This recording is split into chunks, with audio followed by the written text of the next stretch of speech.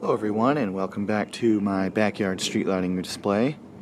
What we're looking at here is a 1955 Westinghouse OV-25, otherwise known as the Westinghouse OV-25EB. This is the very first iteration of the OV-25, which not everybody knows that. These came out before the cobrahead version by 2 years, and they designed the cobrahead version around this fixture actually. They probably had both in the plans, but they released this one first. And obviously, because it's so small, it has no ballast inside. It's a remote ballasted fixture, hence the little EB part on the end. So, I have 2 of these actually, and these were a very common fixture. Sorry about the airplane. Or, sorry, helicopter, I mean. Of course, only when I decide to start filming, one decides to come over to my house. Anyways, so yeah, these were very common around me. My utility really liked these. So did the highway department actually. And yeah, they're really well made, really neat fixtures. I'm glad to have 2. They're one of my all-time favorites. So yeah, aside from this little scratch here from being transported, it's in really good shape. It has the 50s Westinghouse logo. The weird thing about these is they don't have any labeling on the inside. The only way you'd know what they are is because it says Westinghouse Type OV-25 on the front, which the OV-14B, the early OV-50s, and the flat bottom OV-25s all say that on the end of them as well. So I actually have this paired to the original ballast from 1955 and the photocell adapter. I did have to replace some wires, and it's not done the way I intended them to be. It's just temporary. Just wanted to see if it worked, and it does flawlessly. But yeah, so it has the original inline fuse that the utility installed in 1955, and it has all the old connectors. I just kind of wanted to cover that up a little better because that was one of those bolt-on connectors like this. I didn't like it being close. When I had my cord somewhere else, it would be kind of close to this, so I didn't want it to short out, so I just covered it up. But yeah, the wiring isn't perfect. I had to kind of make do and snip some stuff because you know, it's old. But yeah, it's in working order. We'll go ahead and look at this ballast because it's actually pretty cool. It has the wiring diagram on it still, and the tag for what watts and all that other fun stuff, voltage, amperage, everything. It's all intact. So this is a 110 to 260 volt ballast, which is interesting.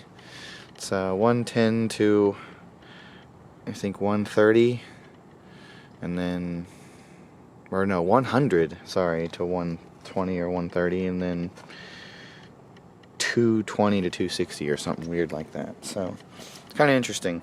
But yeah, it's a Westinghouse ballast, obviously. I think the dent is from hail or something, I don't know.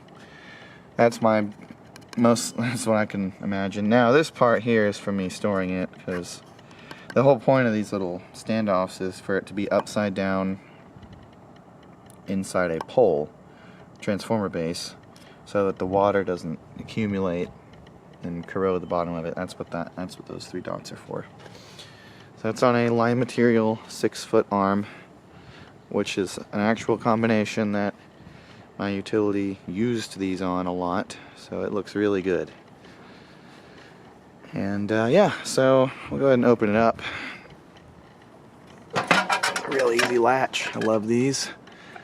And got your lifeguard in here, of course. Neoprene plastic gasket, still fully intact.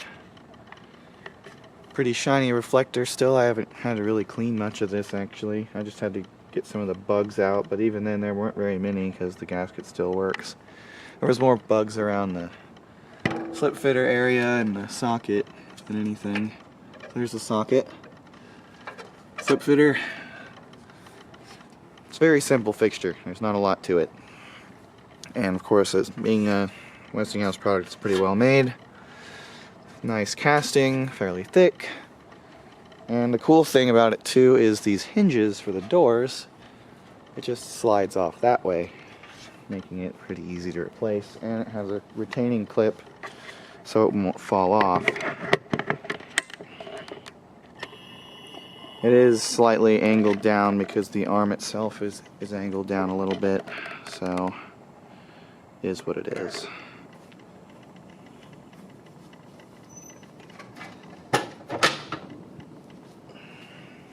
So anyways, go ahead and fire this thing up. The ballast is dead silent despite being 70 years old, which is incredible. But it is Westinghouse, so that makes sense.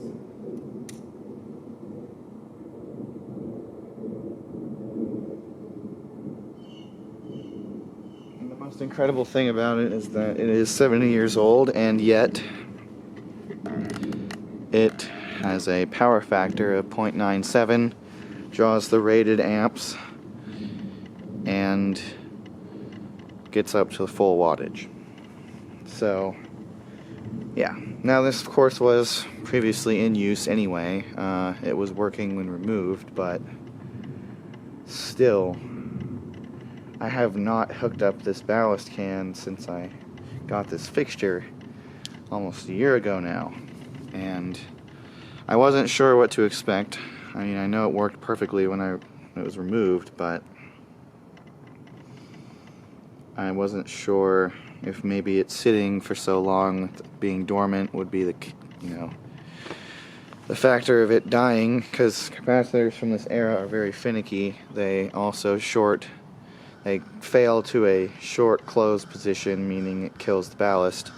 Newer capacitors and ballasts, or CWA ballasts, fail to an open, which means the caps just don't work, which means the lamp doesn't light, but also if you leave it like that for a while, well, it's still hooked up to power every night, it'll cook the ballast anyway, because the caps are required in the ballast circuit. But yeah, it works great. I've ran it for multiple hours with no issues. I mean, I'm obviously still going to be careful with it because you just never know, but most of the EBs that are still on poles to this day have either a really new ballast, maybe within the last 30 or 40 years or whatever, maybe actually newer than that, honestly, they did use them until the ban, or these ancient Westinghouse ballast cans.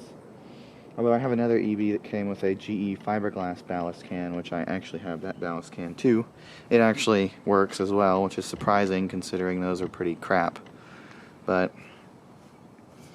yeah, it's neat. I don't know if they ever really used these things in series circuits here. I know in one city in Texas they did.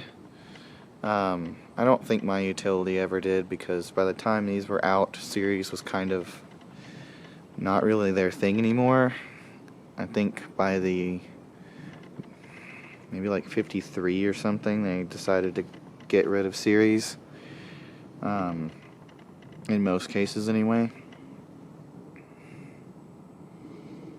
But yeah, it's really cool to have these. Like I said, this is one of my favorite fixtures ever. And the fact that it's paired to an arm that I've seen these on growing up is really cool. Most of these were on double guy arms, actually. Most of the ones still installed too, for that matter. But they used them on these. They used them on 6-foot GE arms. They used them on 6-foot. What was the other brand? National arms, which are like curved up sweeps. They had a couple of different varieties they used these on. Then they had 8-foot line material single guy arm, which is actually the arm that this one was on. It was either an 8 or a 10-foot, I don't remember. one of the two. But yeah, so pretty cool stuff.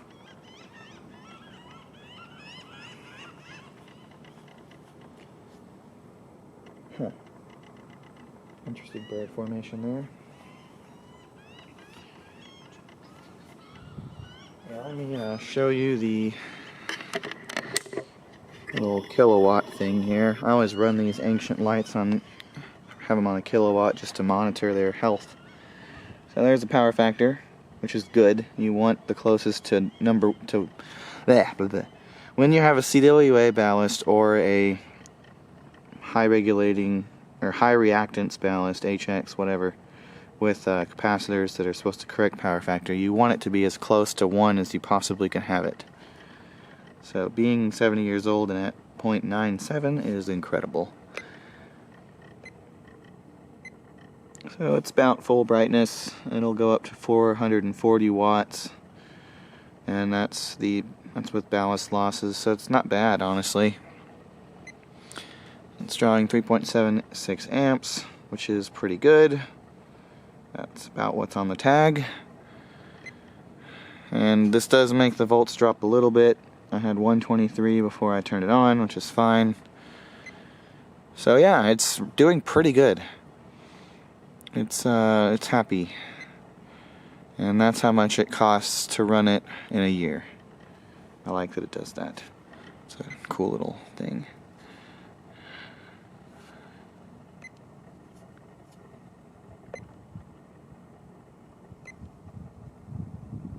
So yeah, really cool. Open it up. I like this latch a little bit better than the later latches, which is this. Yeah, also I guess I should have done this. This is kind of cool. I'll close it and show you both of them, because you can really see the design. I need to get my flat bottom capacitors replaced so I can have both of these together, but there's that beautiful lifeguard. It's not as old as the fixture, but it's probably about maybe 20 something years newer, and it's still perfectly bright. So yeah, it's just absolutely beautiful. I'm very fortunate to have two of these, and I don't plan on selling any of them. I prefer to keep, these are one of the few fixtures I'd like to have pairs of, because it's, like I said, one of my all-time favorites. Any kind of OV-25, I can't have enough of those. So, although I kind of wish I had more OV-20s too, but, you know, whatever. So yeah, you can kind of see the styling they kept.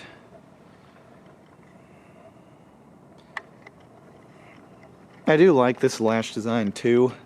The only annoying thing about it is that it allows for more creatures to enter in to the fixture. They have two outlets of entry from the back or the front, while on the EB they only really can get in from the back.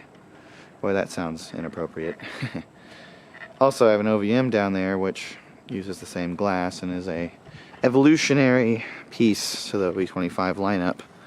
So it's kind of cool to have these three in a row like that.